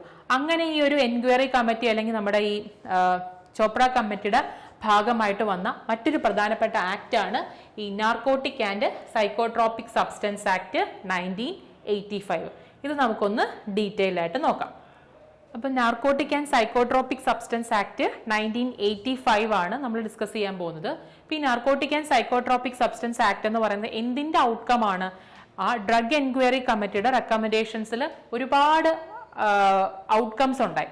അതിലൊരു മറ്റൊരു പ്രധാനപ്പെട്ട ഒരു ഔട്ട്കം ആയിരുന്നു ഈ ഒരു ആക്ടിന്റെ, ഈ narcotic and psychotropic substance act നിലവിൽ വന്നത്. അപ്പൊ അതിന് മുമ്പ് എന്തായിരുന്നു സിനോറിയോ എന്നുള്ളത് നമുക്കൊന്ന് ഡിസ്കസ് ചെയ്യാം. The Central Act like Opium Act 1857, the Opium Act 1878 and Dangerous Drug Act 1913 were enacted long time ago. ഈ ഒരു ആക്ടിലെ ആ ഒപ്പിയം ആക്ടിന്റെയും ഡേഞ്ചറസ് ഡ്രഗ് ആക്ടിന്റെ ഒക്കെ ഒന്ന് ഇയർ കാണാതെ ഒന്ന് ഓർത്തു വെച്ചേക്കുക. കാരണം ഇതും MCQസിൽ ചോദിക്കാൻ ചാൻസ് ഉള്ള ക്വസ്റ്റ്യൻ ആണ്. സോ ഈ narcotic and psychotropic substance act വരുന്നതിനേക്കാൾ മുമ്പ് നിലവിലുണ്ടായിരുന്ന കുറച്ച് ആക്ടുകളാണ് ഇവയൊക്കെ. So, with the changing circumstances and the development in the field illicit drug traffic and drug abuse at national and international level, many drawbacks have come to notice in the said act. അപ്പൊ ആ സമയത്ത് നിലവിലുണ്ടായിരുന്ന ആക്ടുകൾ cover ചെയ്യാത്ത പല കാര്യങ്ങളും ഉണ്ടായിരുന്നു. കാരണം വെച്ചാൽ ആ സമയത്ത് സർക്കംസ്റ്റാൻസസ് മാറുന്ന അനുസരിച്ചിട്ട് ഈ ഒരു എന്താണ് ഇലിസിറ്റ് ഡ്രഗ് എന്നും ട്രാഫിക് എന്നുള്ളതൊക്കെ നമ്മൾ ഡെഫിനേഷൻ വൈസ് പറയുന്നുണ്ട്. അതായത് മരുന്നുമായിട്ട് ബന്ധപ്പെട്ട ഇലിസിറ്റ് ട്രാഫിക്കുകൾ കൂടാൻ തുടങ്ങി. അപ്പൊ നാഷണൽ ആൻഡ് ഇന്റർനാഷണൽ ലെവല്. അപ്പൊ ഈ എക്സിസ്റ്റിംഗ് ലോ അതുമായിട്ട് എന്ത് ചെയ്യാൻ പറ്റുന്നില്ല, ആ എക്സിസ്റ്റിംഗ് ലോയിൽ പല ഡ്രോബാക്കുകളും കണ്ടു തുടങ്ങി. അപ്പൊ നമുക്കൊരു പുതിയ ആക്ട് തന്നെ വേണ്ടി വന്നു. അതായിരുന്നു ഈ നാർക്കോട്ടിക് ആൻഡ് സൈക്കോട്രോപിക് സബ്സ്റ്റൻസ് ആക്ടിന് പിന്നിലുള്ള ആ ഒരു ഹിസ്റ്ററി എന്ന് പറയുന്നത്. ഈ ഒരു ആക്ടുകളൊക്കെ അന്ന് ഉണ്ടെങ്കിൽ പോലും പക്ഷെ ആ ഒരു സാഹചര്യത്തിൽ in the field of illicit drug traffic and drug abuse ഈ ആക്ടുകൾക്കൊക്കെ ഒരുപാട് പോരായ്മകൾ വന്നു. അപ്പൊ അതിനുശേഷമാണ് ഈ narcotic and psychotropic substance act 1985 ഉണ്ടാകുന്നത്. അങ്ങനെ on 14 November 1985 the above mentioned act were repealed and Act 61 of Narcotic and Psychotropic Substance Act was enforced. അതിനു മുമ്പ് പറഞ്ഞ ആക്ടുകളെല്ലാം ഒപ്പിയം ആക്ടും ഡേഞ്ചറസ് ഡ്രഗ് ആക്ടും ഒക്കെ എന്ത് ചെയ്തു? ക്യാൻസൽ ചെയ്തു. എന്നിട്ട് ഒരൊറ്റ ആക്ട് ആക്കി. ഏതാണത്? Narcotic and psychotropic substance act. Okay, വർഷം ഓർത്തിരിക്കുക, എക്സാമിന് ചോദിച്ചിട്ടുണ്ട്. പ്രീവിയസ് ആയിട്ടുള്ള ഒരു എക്സാം, ഫാർമസിസ്റ്റ് എക്സാമിന് ചോദിച്ചിട്ടുള്ള ക്വസ്റ്റ്യൻ ആണ് narcotic and psychotropic substance act വന്ന വർഷം ഏതാണ്? 1985. ഏതൊരു ആക്ട് പഠിക്കുമ്പോഴും അതിന്റെ ഒബ്ജക്റ്റീവ്സ് അറിഞ്ഞിരിക്കണം അല്ലെ? എന്തിനാണ് ഈ ഒരു ആക്ട് കൊണ്ടുവന്നത്, എന്താണ് ഈ ആക്ട് ഫോക്കസ് ചെയ്യുന്ന കാര്യങ്ങൾ എന്തൊക്കെയെന്നുള്ളത്. ഒന്ന്, to consolidate and amend the existing law relating to the narcotic drug. നിലവിലുള്ള നാർക്കോട്ടിക് ഡ്രഗുകളുടെ ആ എക്സിസ്റ്റിംഗ് ഡ്രഗുകൾ എന്തെങ്കിലും അമെൻമെന്റ് ഉണ്ടാവും, അല്ലെങ്കിൽ അതിനൊന്ന് കൺസോളിഡേറ്റ് ചെയ്യുക. അതാണ് ഒന്നാമത്തെ ഒബ്ജക്റ്റീവ്. രണ്ട്, to make stringent provision for control and regulation of operation relating to the narcotic drugs and psychotropic substance. ഈ നാർക്കോട്ടിക് ആൻഡ് സൈക്കോട്രോപിക് സബ്സ്റ്റൻസ് ആ ഒരു സബ്സ്റ്റൻസസിൽ സ്ട്രിഞ്ചന്റ് ആയിട്ടുള്ള കൺട്രോളും പ്രൊവിഷനും കൊണ്ടുവരിക. കാരണം തോന്നിയ പോലെ ആർക്കും എപ്പോഴും ഉപയോഗിക്കാവുന്ന ഒരു സംഭവമല്ല ഈ നാർക്കോട്ടിക് ആൻഡ് സൈക്കോട്രോപിക് സബ്സ്റ്റൻസ്. അപ്പൊ അതിൽ കൃത്യമായിട്ടുള്ള ഒരു കൺട്രോളും സൂപ്പർവിഷനും റൂൾസും വേണം. അത് ഉറപ്പുവരുത്തുന്നുണ്ട് ഈ നാർക്കോട്ടിക് ആൻഡ് സൈക്കോട്രോപിക് സബ്സ്റ്റൻസ് ആക്ടിന്റെ ഒബ്ജക്റ്റീവിൽ വരുന്നതാണ്. അടുത്തത് to considerably enhance the penalties particularly for trafficking the offence. നിയമം തെറ്റിക്കുന്നത് നാർക്കോട്ടിക് ആൻഡ് സൈക്കോട്രോപിക് സബ്സ്റ്റൻസ് ആക്ടിൽ പറയുന്ന കാര്യങ്ങൾക്ക് എന്തെങ്കിലും തരത്തിലുള്ള വിട്ടുവീഴ്ച വന്നാൽ അല്ലെങ്കിൽ എന്തെങ്കിലും തരത്തിലുള്ള ഒഫൻസ് കാണിച്ചാൽ അതിന് കൃത്യമായിട്ടുള്ള ഏറ്റവും മാതൃകാപരമായിട്ടുള്ള ശിക്ഷ തന്നെ കിട്ടണം എന്നുള്ളതും narcotic and psychotropic substance act എന്ത് ചെയ്യുന്നുണ്ട്, ഉറപ്പുവരുത്തുന്നുണ്ട്. അപ്പൊ ഇതൊക്കെയാണ് പ്രധാനപ്പെട്ട ഒബ്ജക്റ്റീവ്സ്. എന്തൊക്കെയാണ്?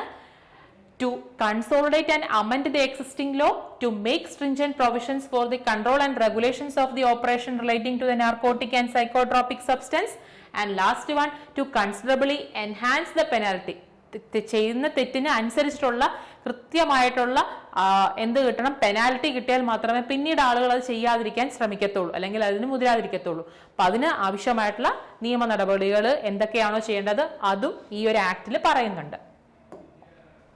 ഇനി ഡെഫിനിഷൻസ്. ഈ ഒരു ടോപ്പിക്കിൽ ഈ നാർക്കോട്ടിക് ആൻഡ് സൈക്കോട്രോപിക് സബ്സ്റ്റൻസ് ആക്ടിൽ നമ്മൾ ഇതിനു മുമ്പും ഡ്രഗ്സ് ആൻഡ് മാജിക് റെമഡി ആക്ടിനകത്തും ഒക്കെ നമ്മൾ കുറച്ച് ഡെഫിനിഷൻസ് പറഞ്ഞു. പക്ഷെ ഇതിലെ ഡെഫിനിഷൻസ് സാധാരണ നമ്മൾ എക്സാം പോയിന്റ് ഓഫ് വ്യൂവിൽ കുറച്ച് ഇമ്പോർട്ടന്റ് ആണ്. അപ്പൊ നമുക്ക് നോക്കാം ഓരോന്നായിട്ട്. അപ്പൊ ഈ എന്താണ് ഈ നാർക്കോട്ടിക് ആൻഡ് സൈക്കോട്രോപിക് സബ്സ്റ്റൻസിൽ വരുന്ന ഐറ്റംസ് എന്തൊക്കെയാണ് ഏതൊക്കെ സാധനങ്ങളാണ് നമ്മൾ ഈ നാർക്കോട്ടിക് ആൻഡ് സൈക്കോട്രോപിക് സബ്സ്റ്റൻസ് ആക്ടിൽ പെടുത്തിയിരിക്കുന്നത്, അവയുടെ എത്തരത്തിലുള്ള ഉപയോഗമാണ് ശിക്ഷാർഹമാകുന്നത്, എത്തരത്തിൽ വേണം അതിന്റെ കൾട്ടിവേഷൻ നടക്കാൻ, ആർക്ക് വേണം അതിന്റെ സെയിൽ നടക്കാനായിട്ട്, ഇതിന്റെ എമൗണ്ട് എങ്ങനെയായിരിക്കണം, ഇതിനൊക്കെ കൃത്യമായിട്ടുള്ളൊരു നിർവചനമുണ്ട്. അപ്പൊ നമുക്ക് ഓരോന്നായിട്ട് നോക്കാം. ഡെഫിനേഷൻസ് ഇമ്പോർട്ടന്റ് ആണ്, ശ്രദ്ധിച്ചു നോക്കാം. ഒന്നാമത്തത് കനാബിസ്. കനാബിസ് അല്ലെങ്കിൽ ഇന്ത്യൻ ഹെമ്പ് എന്നാണ് ഇതിനെ അറിയപ്പെടുന്നത്. ഇത് എവിടെ നിന്നാണ് കിട്ടുന്നത്? It contains the leaves and flowering top of the pistil plants of cannabis sativa. Cannabis sativa എന്ന് പറയുന്ന ചെടിയിലിന്റെ ലീഫും ഫ്ലവറിംഗ് ടോപ്സും ആണ് നമ്മൾ എന്തായിട്ട് ഉപയോഗിക്കുന്നത്, ഈ കനാബിസ് അഥവാ ഇന്ത്യൻ ഹെമ്പായിട്ട് അറിയപ്പെടുന്നത്. അടുത്തത് കനാബിസിന് തന്നെ ഇഷ്ടംമാതിരി പ്രൊഡക്റ്റുകളുണ്ട്. ഈ കനാബിസ് എന്ന് പറഞ്ഞാൽ ഇതാണ് ഈ ചെടിയിൽ നിന്ന് കിട്ടുന്ന ഈ കനാബിസ് സറ്റൈവ എന്ന് കിട്ടുന്ന ലീവ്സ് ആൻഡ് ഫ്ലവറിംഗ് ടോപ്സ് ആണ് എന്തെന്ന് പറയുന്നത്, ഇന്ത്യൻ ഹെമ്പ് അഥവാ കനാബിസ്. ഇതിൽ നിന്ന് തന്നെ ഇഷ്ടംമാതിരി ഉപയോഗിക്കാൻ പറ്റുന്ന അല്ലെങ്കിൽ കൺസ്യൂമബിൾ ആയിട്ടുള്ള ഐറ്റംസ് ഉണ്ട്. അതെന്തൊക്കെയാന്ന് നോക്കാം. ഒന്ന് ചരസ്. ചരസ് എന്ന് പറഞ്ഞാൽ it is Ather in A crude or purified resin obtained from the കന്നാബിസ് plant. ഈ കന്നാബിസ് പ്ലാന്റിൽ നിന്ന് കിട്ടുന്ന ഒന്നെങ്കിൽ ക്രൂഡ് അസച്ച് അത് തന്നെ ആയിരിക്കാം, ക്രൂഡ് ഫോം തന്നെ ആയിരിക്കാം, അല്ലെങ്കിൽ പ്യൂരിഫൈഡ് റെസിൻ ഫോം ആകാം. ഞാൻ ഈ പറയുന്നതിന് വളരെ ഇമ്പോർട്ടന്റ് ആണ്, കാരണം സാധാരണ എപ്പോഴും MCQസിൽ ചോദിക്കാറുണ്ട് ഈ ഡെഫിനിഷൻസ്, എന്താണ് ചരസ് അല്ലെങ്കിൽ എന്താണ് ഇന്ത്യൻ ഹെമ്പ് എന്നൊക്കെ ഉള്ളത്. അപ്പൊ ഫസ്റ്റ് ചരസ് എന്താണ്? ഒന്നെങ്കിൽ ക്രൂഡ് ഫോം ആയിരിക്കാം അല്ലെങ്കിൽ പ്യൂരിഫൈഡ് റെസിൻ ആകാം. എന്തിൽ നിന്ന് കിട്ടുന്നതാണ്? കന്നാബിസ് പ്ലാന്റിൽ നിന്ന് കിട്ടുന്നതാണ്. അല്ലെങ്കിൽ also include the concentrated preparation. അപ്പം ചരസ് എന്ന് പറഞ്ഞാൽ എന്തൊക്കെ വരും? ക്രൂഡ് ഫോം ആകാം, പ്യൂരിഫൈഡ് റെസിൻ ആകാം, അല്ലെങ്കിൽ concentrated preparation and resin known as hashish oil. Okay, and concentrated preparation റെസിനെയാണ് എന്തെന്ന് അറിയപ്പെടുന്നത്? ഹാഷിഷ് ഓയിൽ എന്ന് അറിയപ്പെടുന്നത്. ഇതൊന്ന് ഓർത്തിരിക്കുക. എന്താണ് കന്നാബിസ് അഥവാ ഇന്ത്യൻ ഹെമ്പ്, എന്താണ് ചരസ് എന്ന് പറഞ്ഞാൽ ഒന്നെങ്കിൽ ക്രൂഡ് അല്ലെങ്കിൽ purified resin obtained from the കന്നാബിസ് plant ആണ്. കോൺസെൻട്രേറ്റഡ് പ്രിപ്പറേഷൻസിന്റെ റെസിൻസിനെ വിളിക്കുന്ന പേരാണ് ഹാഷിഷ് ഓയിൽ. അടുത്തത് ഗഞ്ച. അതും കന്നാബിസ് നിന്ന് കിട്ടുന്നതാണ്. അടുത്തൊരു പ്രൊഡക്റ്റ് ആണ്. It consist of the flowering or fruiting tops of the cannabis plant. Okay, വ്യത്യാസമുണ്ട്. നോക്കിക്കേ, ഇതെന്തായിരുന്നു? ലീവ്സ് ആൻഡ് ഫ്ലവറിംഗ് ടോപ്സ് ആയിരുന്നു കന്നാബിസ് എന്ന് പറയുന്നത്. അടുത്തത് ഗഞ്ച എന്ന് പറയുന്നത് എന്താണ്? It consist of the flowering and fruiting tops of the cannabis plant. എന്തൊക്കെ എക്സ്ക്ലൂഡഡ് ആയിരിക്കണം? Excluding the seed and leaves. Okay, സീഡും ലീഫും ഒക്കെ എക്സ്ക്ലൂഡ് ആയിട്ടുള്ള ഫ്ലവറിംഗ് ആൻഡ് ഫ്രൂട്ടിംഗ് ടോപ്സ് ആണ് ഗഞ്ച എന്നുള്ള പേരിൽ അറിയപ്പെടുന്നത്. അടുത്തത് വേറൊരു ഡെഫിനേഷനും കൂടെ ഉണ്ട്. Any mixture with or without any neutral material of any of the above forms of cannabis or any drink prepared therewith. ഇതാണ് ഗഞ്ച എന്നുള്ള പേരിൽ അറിയപ്പെടുന്നത്. ഇപ്പൊ ചരസായി, ഗഞ്ചയായി, ഹാഷിഷായി. അടുത്തത് കൊക്ക ഡെറിവേറ്റീവ്സ്. ഇപ്പൊ കന്നാബിസ് കഴിഞ്ഞു, അടുത്ത എന്താണ്? Coca derivatives. ഇതൊക്കെ നാർക്കോട്ടിക് ആൻഡ് സൈക്കോട്രോപിക് സബ്സ്റ്റൻസിൽ വരുന്നതാണ്. Coca derivative it include crude cocaine. Okay, it is the extract of the coca leaf which can be used directly or indirectly for the manufacture of cocaine. Cocaine ഉണ്ടാക്കാനായിട്ട് നമുക്ക് ഒന്നെങ്കിൽ directly അല്ലെങ്കിൽ indirectly cocaine ഉണ്ടാക്കാനായിട്ട് നമ്മൾ directly അല്ലെങ്കിൽ indirectly ഉപയോഗിക്കുന്ന എന്തിന്റെ extract ആണ്? കൊക്ക ലീഫിന്റെ എക്സ്ട്രാക്ടിനെയാണ് ക്രൂഡ് കൊക്കൈൻ എന്നുള്ള പേരിൽ അറിയപ്പെടുന്നത്. അതിന്റെ തന്നെ മറ്റ് ഡെറിവേറ്റീവ്സ് പറഞ്ഞിരിക്കണം. Ecgonine and all derivatives of ecgonine from which it can be recovered. ഇതിൽ നിന്ന് തന്നെ നമുക്ക് എന്തൊക്കെ ഡെറിവേറ്റീവ്സ് എടുക്കാൻ പറ്റും? എഗ്നോകെയിനും അതിന്റെ ഡെറിവേറ്റീവ്സും നമുക്ക് എടുക്കാൻ സാധിക്കുന്നു. പിന്നെ അടുത്തൊരു കൊക്ക ഡെറിവേറ്റീവ് ആണ് cocaine methyl esters of benzoyl ecgonine and salt and all preparations containing more than 0.1% of cocaine. So ഇതാണ് കൊക്ക ഡെറിവേറ്റീവ്സ് എന്നുള്ള പേരിൽ അറിയപ്പെടുന്ന വസ്തുക്കളും അതിന്റെ ഡെഫിനിഷൻസും. അടുത്തത് coca leaf. It is the leaf of the coca plant erythroxylon except the leaf from which all ecgonine, cocaine and any other ecgonine alkaloids have been removed. Any mixture, ഇത് coca ലീഫിന്റെ definition ആണ്. Any mixture thereof with or without any neutral material but does not include any preparation containing not more than 0.1% of cocaine ആണ് കൊക്ക leaf എന്ന ഡെഫിനിഷനിൽ പെടുന്നത്. അടുത്തത് നമ്മൾ ഈ ഒരു ഒബ്ജക്റ്റീവിൽ ഡിസ്കസ് ചെയ്തതാണ് നാർക്കോട്ടിക് ആൻഡ് സൈക്കോട്രോപിക് സബ്സ്റ്റൻസുമായിട്ട് ബന്ധപ്പെട്ട ഇലിസിറ്റ് ഡ്രഗ് ട്രാഫിക് കൂടി. അങ്ങനെയാണ് narcotic and psychotropic substance act വരാനുള്ള മെയിൻ റീസൺ എന്ന് പറയുന്നത് അതായിരുന്നു. അതിനു മുമ്പ് ഒപ്പിയം ആക്ടും ഡേഞ്ചറസ് ഡ്രഗ് ആക്ടും ഒക്കെ ഉണ്ടെങ്കിൽ പോലും ഈ ഇലിസിറ്റ് ഡ്രഗ് ട്രാഫിക് കൂടിയതാണ് നാഷണലി ആൻഡ് ഇന്റർനാഷണലി. ആ ഒരു ഇലിസിറ്റ് ഡ്രഗ് ട്രാഫിക്കിന്റെ അളവ് കൂടിയതാണ് narcotic and psychotropic substance act വരുന്നതിന്റെ പിന്നിലുള്ള കാര്യം എന്ന് പറഞ്ഞു. അപ്പം എന്താണ് ഈ illicit ട്രാഫിക്കിന്റെ definition? Cultivation of coca plant and gathering any portion of coca plant, cultivating opium poppy or cannabis plant. അതായത് നിയമം പറയാത്ത രീതിയിലുള്ള ഈ ഒരു കൊക്ക പ്ലാന്റിന്റെയോ അല്ലെങ്കിൽ അതിന്റെ മറ്റേതെങ്കിലും പോർഷൻസിന്റെ ഗ്യാദറിങ്ങും അല്ലെങ്കിൽ ഒപ്പിയം പോപ്പി അല്ലെങ്കിൽ കന്നാബിസ് പ്ലാന്റിന്റെ കൾട്ടിവേഷനെയാണ് എന്തെന്ന് പറയുന്നത് ഇലിസിറ്റ് ട്രാഫിക് എന്ന് അറിയപ്പെടുന്നത്. അപ്പൊ ഇത്രയും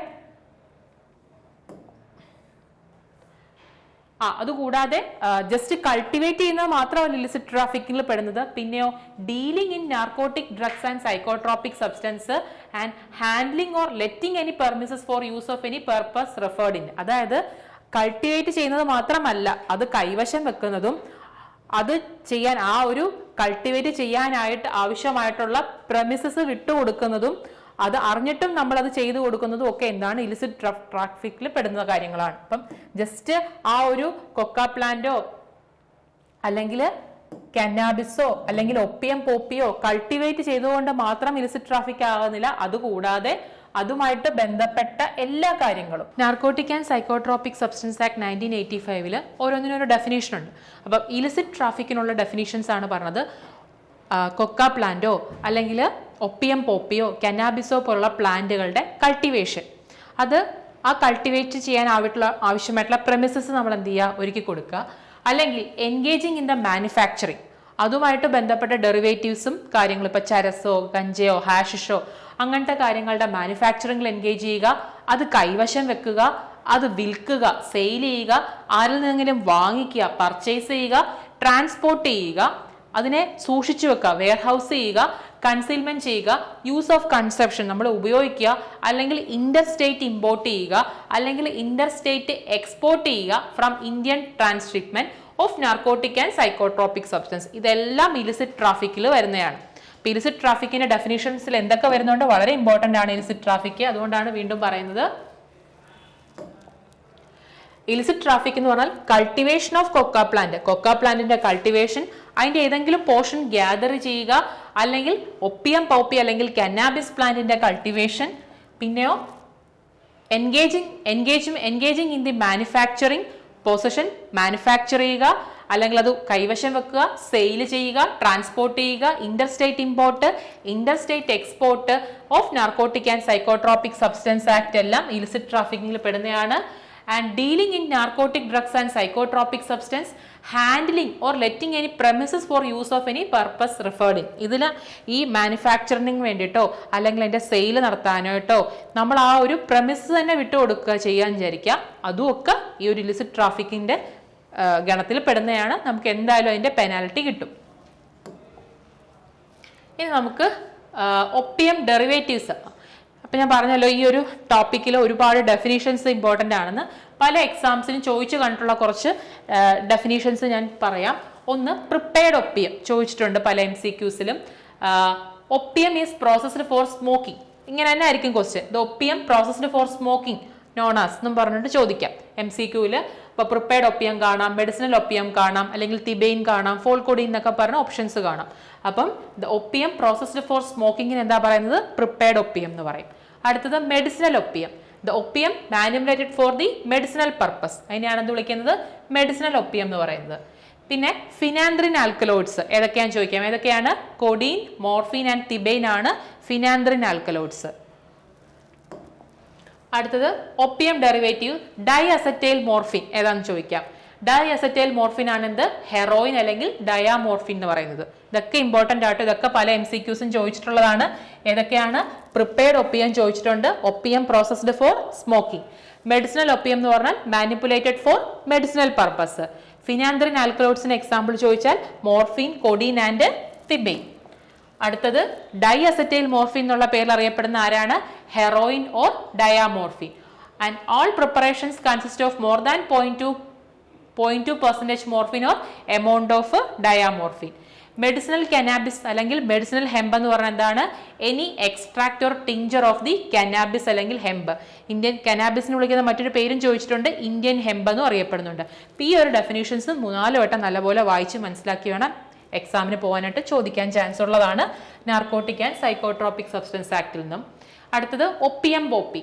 it is obtained from the plant of papaver somniferum or the plant of any species of papaver. Opium പോപ്പിന്റെ ബയോളജിക്കൽ സോഴ്സ് ആണ് കൊടുത്തിരിക്കുന്നത്. അടുത്ത എന്താണ്? Poppy straw. All parts except the seeds of opium after harvesting, whether in their original form or cut, crushed or powdered, and whether or not juice has been extracted therefrom. അതിനെയാണ് poppy straw എന്ന് പറയുന്നത്. Poppy straw എന്ന് പറഞ്ഞാൽ എന്തൊക്കെ വരും? എല്ലാ പാർട്സും വരും, എന്ത് ഉൾപ്പെടില്ല? സീഡ് വരത്തില്ല. എങ്ങനെയാണ്? ആഫ്റ്റർ ഹാർവെസ്റ്റിംഗ് ഒന്നെങ്കിൽ ഒറിജിനൽ ഫോമിലായിരിക്കാം, അല്ലെങ്കിൽ കട്ട് ഫോമിലായിരിക്കാം, അല്ലെങ്കിൽ ക്രഷ്ഡ് ഫോമിലായിരിക്കാം, അല്ലെങ്കിൽ പൗഡേർഡ് ഫോമിലായിരിക്കാം. ഇതിനെയാണ് എന്ത് വിളിക്കുന്നത്? പോപ്പി സ്ട്രോ എന്ന് പറയും. എല്ലാ പാർട്സ് എക്സെപ്റ്റ് സീഡ്.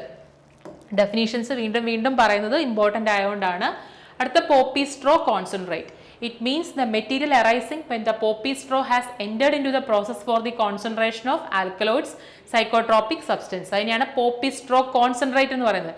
ഈ പോപ്പി സ്ട്രോയെ നമ്മൾ എന്തോ ഒരു പ്രോസസ് വഴി അതിന്റെ കോൺസെൻട്രേറ്റ് പ്രിപ്പയർ ചെയ്ത് ആൽക്കലോയിഡ് പ്രിപ്പയർ ചെയ്യാനായിട്ട് ഉപയോഗിക്കുമ്പോൾ അതിനെ പോപ്പി സ്ട്രോ കോൺസെൻട്രേറ്റ് എന്നും പറയും. ഇനി അടുത്തൊരു ഡെഫിനിഷൻ എന്താണ്? Psychotropic substance. All substance, natural or synthetic, or any natural material, or any salt or preparations of such substance or material, or any salt or preparations of such substance or material included in the list of psychotropic substance specified in the schedule. ഈ narcotic and psychotropic സബ്സ്റ്റൻസിൽ കുറെ ഏതൊക്കെയാണ് narcotic and psychotropic substance എന്ന് പറയുന്നുണ്ട്.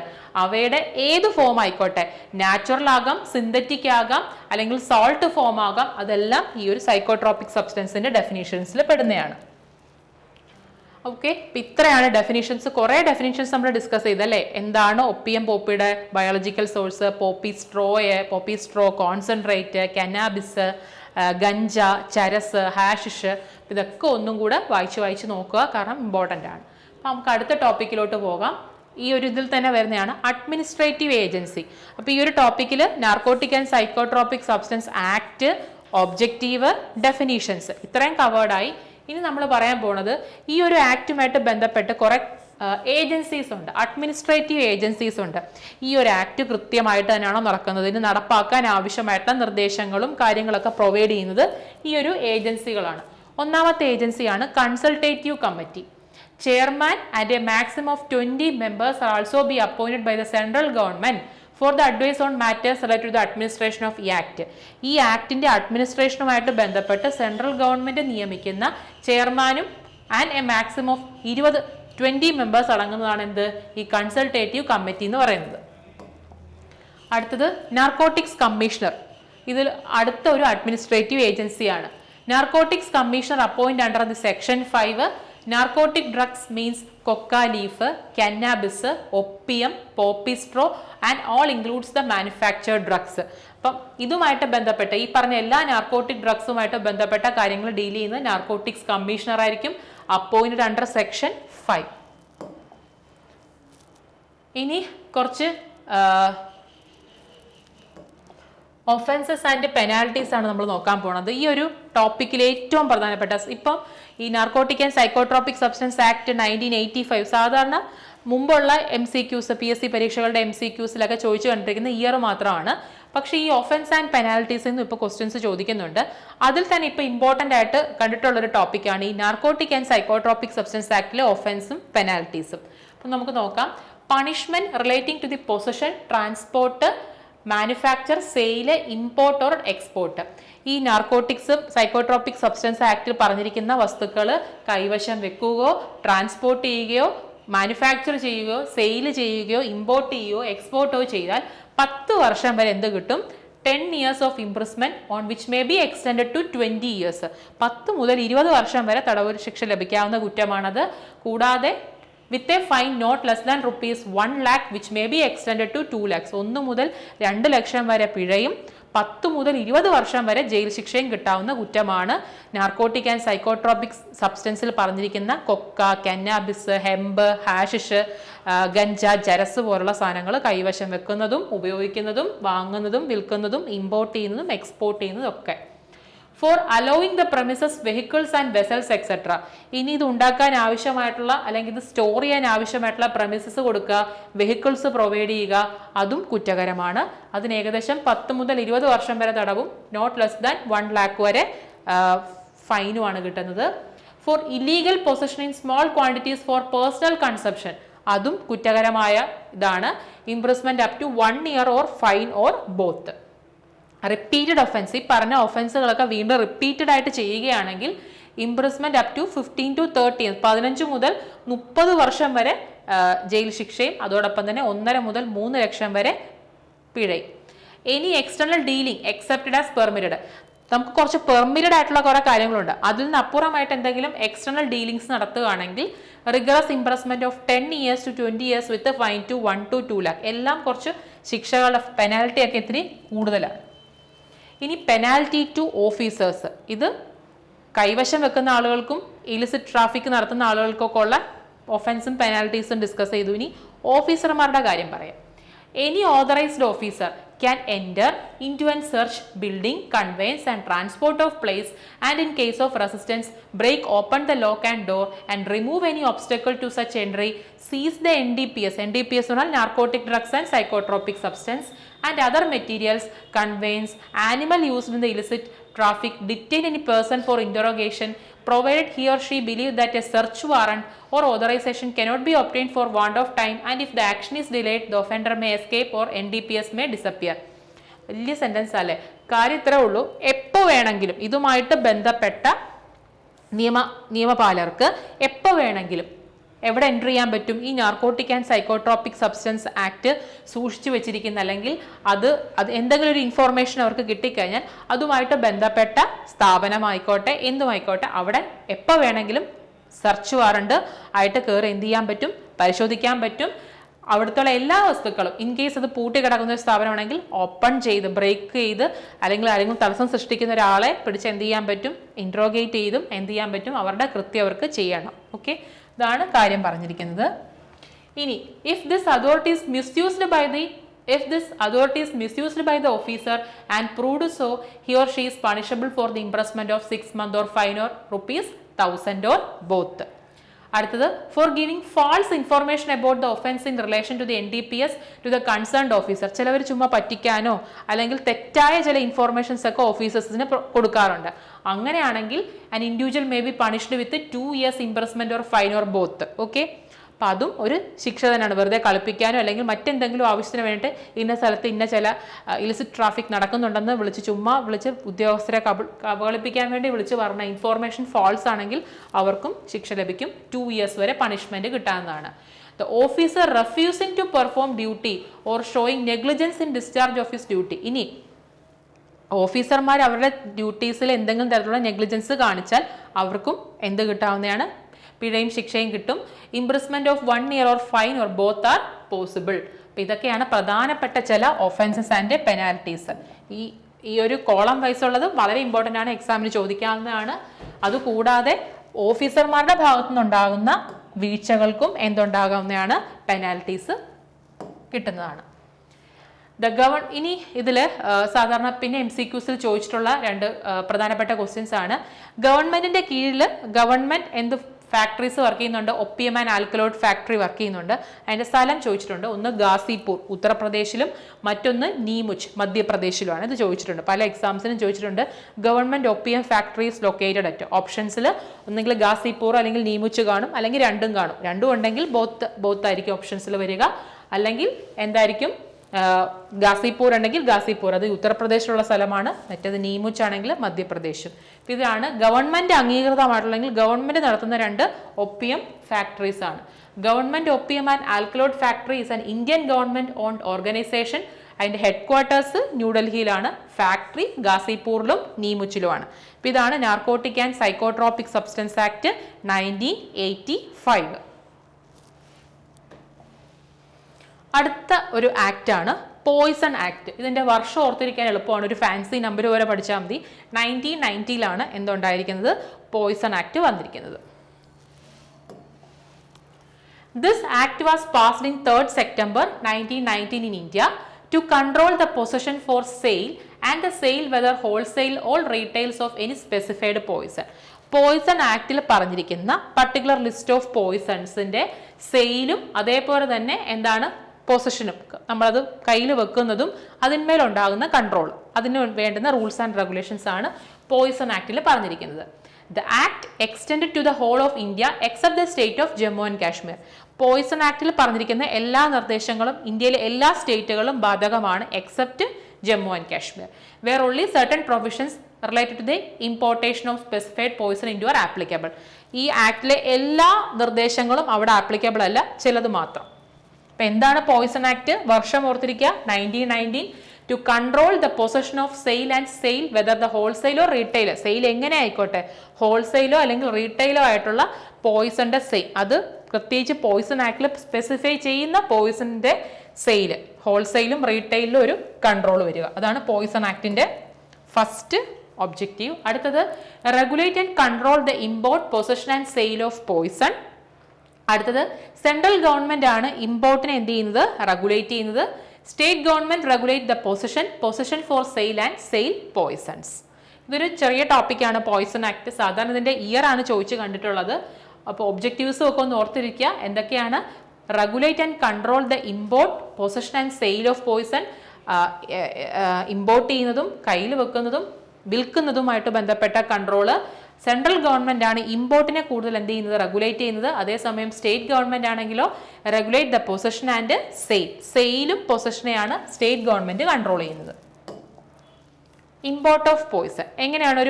ഒരു പോയിസന്റെ import കയറ്റുമതി എങ്ങനെയാണ് നടത്തുന്നത് നോക്കാം. The import of poison is permitted only by the person to have been a granted license. License ഉള്ള ഒരാൾക്ക് മാത്രമേ പോയിസൺ ഇമ്പോർട്ട് ചെയ്യാനുള്ള എന്തുള്ളൂ? അധികാരമുള്ളൂ.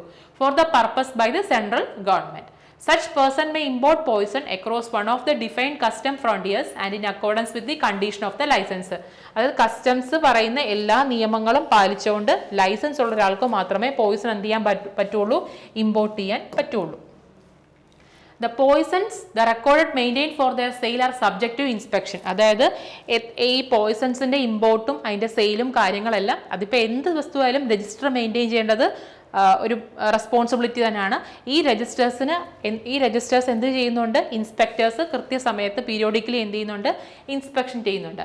By person authorised in this behalf by the state government. State government നിയോഗിക്കുന്ന authorised ആയിട്ടുള്ള officers periodically ഈ register എന്ത് ചെയ്യുന്നുണ്ട്? ചെക്ക് ചെയ്യും.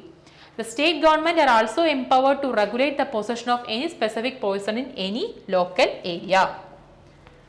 List of poisonous substance. ഈ പോയിസൺ ആക്ടിൽ പറഞ്ഞിരിക്കുന്ന കുറച്ച് പോയിസൺസിന്റെ ലിസ്റ്റ് ആണ് പറയുന്നത്. List A and list B ആണ്. ലിസ്റ്റ് എയിൽ പറഞ്ഞിരിക്കുന്നത് aconite, arsenic, coca, digitalis and lead, heavy മെറ്റൽസും ഡിജിറ്റാലിസും ഒക്കെ വരുന്നുണ്ട്. പിന്നെ ലിസ്റ്റ് ബിയിൽ essential oils of almond, chloroform, carbolic acid and all oxides of mercury, sulphonal, zinc chloride etcetera. ഇതൊക്കെയാണ് കുറച്ച് list of poisons enacted in the poison act 1990. Issue of warrant. The district magistrate, sub-divisional magistrate and the commissioner of police have been empowered to issue warrant for the search of any place where they have reason to believe or suspect that a contraband poison is sold kept or concealed, അല്ലെങ്കിൽ നിരോധിതമായിട്ടുള്ള അല്ലെങ്കിൽ ഈ poison ആക്ടിൽ specify ചെയ്തിട്ടുള്ള poison എവിടെയെങ്കിലും ഏതെങ്കിലും അവർക്ക് suspect ചെയ്യുന്ന ഒരു സ്ഥലത്ത് അവിടെ സൂക്ഷിച്ചു വെച്ചിട്ടുണ്ടെന്നോ അല്ലെങ്കിൽ അവിടെ ഒളിപ്പിച്ചു വെച്ചിട്ടുണ്ടെന്നോ എന്തെങ്കിലും നിർദ്ദേശം കിട്ടിയാൽ ആർക്കാണ് വാറണ്ട് ഇഷ്യൂ ചെയ്യാനുള്ള അധികാരമുള്ളത്? ഡിസ്ട്രിക്ട് മജിസ്ട്രേറ്റിന്, സബ് ഡിവിഷണൽ മജിസ്ട്രേറ്റിനും പോലീസ് കമ്മീഷണർക്കും. ഓക്കെ,